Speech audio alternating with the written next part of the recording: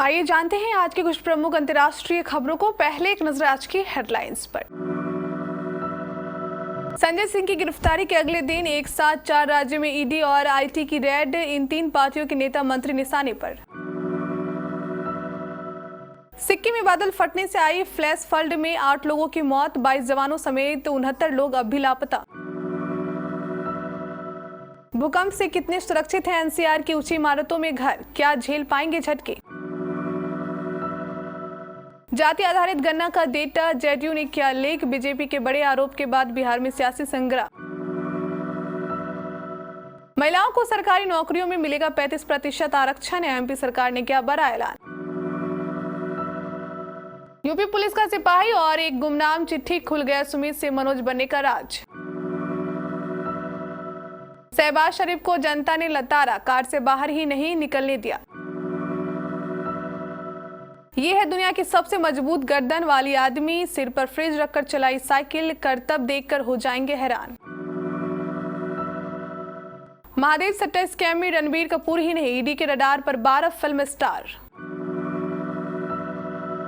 और रोहित ने कहा विश्व कप के लिए हम तैयार, बाबर बोले भारत में हुआ शानदार स्वागत, यहाँ घर जैसा लगा। दिल्ली के कथित शराब घोटाले में प्रवर्तन निदेशालय ने बुधवार को आप के राज्यसभा सांसद संजय सिंह को गिरफ्तार कर लिया।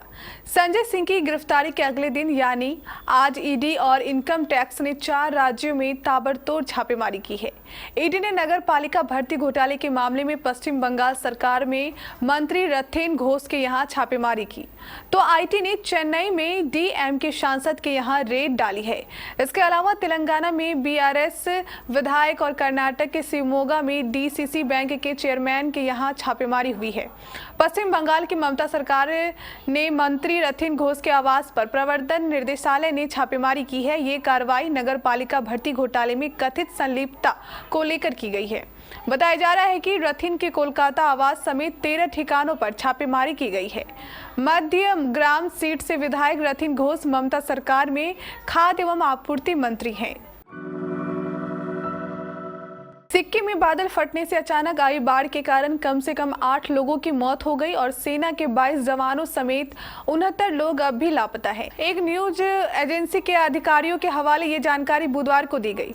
बादल राज्य के उत्तरी इलाके में पड़ने वाली लोहनक झील पर फटा, जिसकी वजह से तीस्ता नदी में अचानक बाढ़ आ गई। अधिकारियों ने कहा कि मृतकों में से 3 उत्तरी बंगाल में बह गए। अधिकारियों ने कहा कि मंगलवार रात करीब 1:30 बजे बाढ़ आई।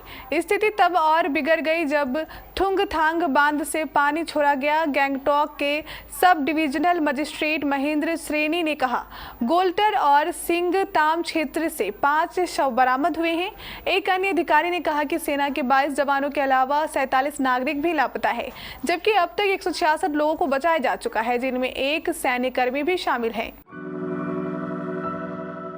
दिल्ली एनसीआर में मंगलवार को लगे भूकंप के झटकों ने हर किसी को डरा दिया है। खास तौर पर डरने वाली बात उनके लिए अधिक है जिनके फ्लैट बिल्डिंग में ऊंचाई पर हैं।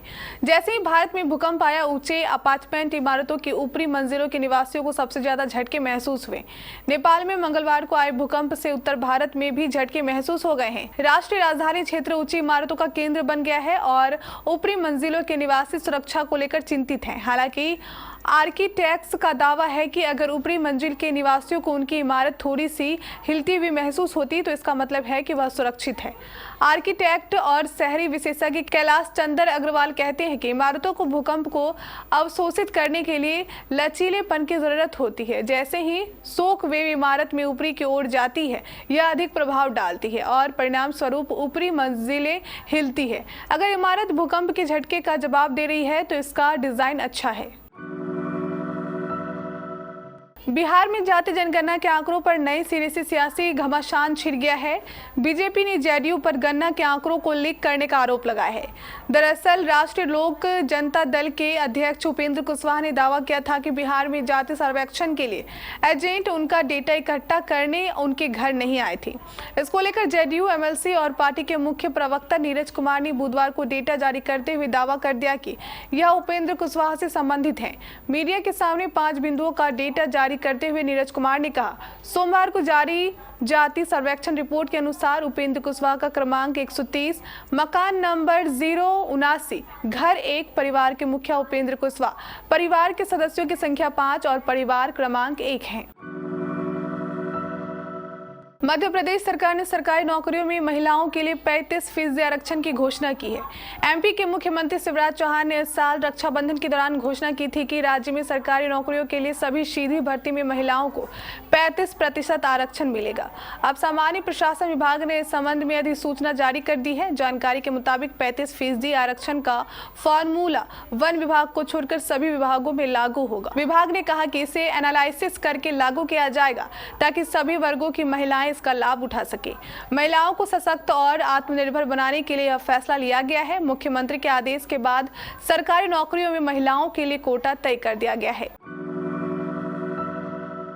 राजस्थान के फर्जी सब इंस्पेक्टर मोना बुगालियों केस के बाद उत्तर प्रदेश से भी ऐसा ही मिलता जुलता मामला सामने आया है। एसएसपी मथुरा को मिली एक गुमनाम चिट्ठी से एक ऐसा सिपाही पकड़ में आया जो फर्जी दस्तावेज और फर्जी नाम से उत्तर प्रदेश पुलिस में सिपाही बनकर नौकरी कर रहा था। मथुरा की रहने वाली कांस्टेबल मनोज कुमार के खिलाफ उत्तर प्रदेश पुलिस भर्ती बोर्ड के एडिशनल एसपी ने लखनऊ के हुसैनगंज थाने में फर्जी दस्तावेज तैयार कर जलसाजी और धोखाधड़ी की एफआईआर दर्ज कराई है। 5 साल पहले 22 जून 2018 को एसएसपी मथुरा को एक गुमनाम चिट्ठी मिली। इस चिट्ठी में शिकायत की गई कि मथुरा के राया थाना क्षेत्र के रहने वाले मनोज कुमार ने अन्य पिछड़ा वर्ग में फर्जी दस्तावेजों के सहारे नौकरी हासिल की है। इससे पहले वह छत्तीसगढ़ पुलिस में सुमित कुमार के नाम से नौकरी कर रहा था, जिसे छोड़कर वह भाग गया और अब उत्तर प्रदेश पुलिस में मनोज कुमार बनाकर नौकरी कर रहा है। बता दें, मनोज कुमार का असली नाम सुमित कुमार है। पाकिस्तान में चुनाव होने वाले हैं, उससे पहले शहबाज शरीफ प्रचार में लग गए हैं, लेकिन इमरान खान के बाद जिस तरह 1 साल से ज्यादा उन्होंने पाकिस्तान को संभाला, उससे लोग नाखुश हैं। यही कारण है कि अब उनका सड़कों पर उतरना मुश्किल होता जा रहा है। शहबाज शरीफ बुधवार को लाहौर पहुंचे तो उन्हें लोगों की नाराजगी का सामना करना पड़ा। पाकिस्तान में शासन की कमी और बड़े पैमाने पर भ्रष्टाचार से गुस्साए लोगों ने उनसे दुर्व्यवहार किया। जब लाहौर में वह अपनी गाड़ी से पहुंचे तो लोगों ने घेर लिया। शहबाज शरीफ के कार की बोनट पर गुलाब की पंखुड़ियां पड़ी थी, लेकिन लोग इसी पर हाथ पीट रहे थे। कुछ युवा थे जो शहबाज को लगातार अपशब्द कह रहे थे, लेकिन वहां मौजूद कुछ लोग उन्हें शांत रहने को कह रहे थे। गर्दन को लेकर कितने शेर कहे गए हैं, कितनी उपमाएं लिखी गई हैं और कितने ही गीत बने हैं। गर्दन को शान से जोड़कर देखा जाता है, पर वो बेहद कोमल अंग होता है। हादसों में गर्दन टूटने का डर बहुत ज्यादा होता है, मगर इन दिनों एक व्यक्ति का वीडियो वायरल हो रहा है जो चर्चा का विषय बना हुआ है। इस शख्स की गर्दन देखकर आपको लगेगा जैसे वह लोहे की है, कभी टूट नहीं सकती है। शख्स ने सिर पर फ्रिज रखकर उसे बैलेंस कर लिया है। उसे देखकर लोग शख्स को दुनिया की सबसे मजबूत गर्दन वाला व्यक्ति बता रहे हैं। हालांकि उसके नाम ऐसा कोई रिकॉर्ड नहीं है। इंस्टाग्राम अकाउंट @बर्सटूल स्पोर्ट्स पर अक्सर हैरान करने वाला वीडियोस पोस्ट किए जाते हैं। हाल ही में इस अकाउंट पर एक वीडियो शेयर किया गया है जिसमें एक शख्स सिर पर फ्रिज रखकर बैलेंस करता नजर आ रहा है। महादेव ऑनलाइन बैटिंग ऐप घोटाले के मामले में अब जांच एजेंसी ईडी की जांच का दायरा बढ़ता जा रहा है। इसी कड़ी में ईडी ने बॉलीवुड एक्टर रणबीर कपूर को शुक्रवार को पेश होने के लिए समन जारी किया है। ईडी द्वारा अभी तक इस मनी लॉन्ड्रिंग मामले में 4 लोगों को गिरफ्तार किया जा चुका है। हाल ही में एक मीडिया रिपोर्ट के मुताबिक इस ऐप घोटाले के मामले में 17 बॉलीवुड के एक्टर एक्ट्रेस जाँच के घेरे में है। ईडी के सूत्रों के मुताबिक रणबीर कपूर के अलावा बॉलीवुड, टॉलीवुड अभिनेता और खिलाड़ी समेत 1 दर्जन से ज्यादा ई लिस्टर्स एजेंसी के रडार पर हैं। रणबीर कपूर इन लोगों में सबसे अधिक रुपए पाने वाले व्यक्ति हैं और उन्होंने सोशल मीडिया पर ऐप के लिए प्रचार किया था। वनडे विश्व कप शुरू होने से एक दिन पहले कैप्टन्स डे कार्यक्रम आयोजित हुआ। सभी 10 टीमों के कप्तानों ने कार्यक्रम में भाग लिया। इस दौरान Rohit Sharma, Babar Azam, Pat Cummins, Jos Buttler, Kane Williamson, Shakib Al Hasan, Scott Edwards, Hashmatullah Shahidi, Dasun Shanaka और तेम्बा बावुमा मंच पर मौजूद रहे। सभी कप्तानों विश्व कप को लेकर अपनी तैयारी के बारे में बताया। भारतीय कप्तान रोहित शर्मा ने कहा कि मेजबान होने के नाते टीम पर दबाव होगा, लेकिन खिलाड़ी विश्व कप के लिए पूरी तरह तैयार है। वहीं बाबर आजम ने भारत की मेहमान नवाजी की तारीफ की। रोहित शर्मा ने कहा, विश्व कप में भारतीय टीम की कप्तानी करना गर्व की की बात है, मैं काफ़ी उत्साहित हूँ। हालांकि दबाव भी काफ़ी है। आप भारत में या भारत के बाहर खेलें, दबाव हमेशा रहता है। ये मुश्किल होगा, लेकिन हम तैयार हैं। हमने अच्छी तैयारी की है। मैं रिकॉर्ड के बारे में ज़्यादा नहीं सोचता। पिछले 3 विश्व कप में मेजबान टीम जीती है, लेकिन हम सिर्फ अपने मैच पर ध्यान दे रहे हैं। हमारा ध्यान एक समय में एक मैच पर है।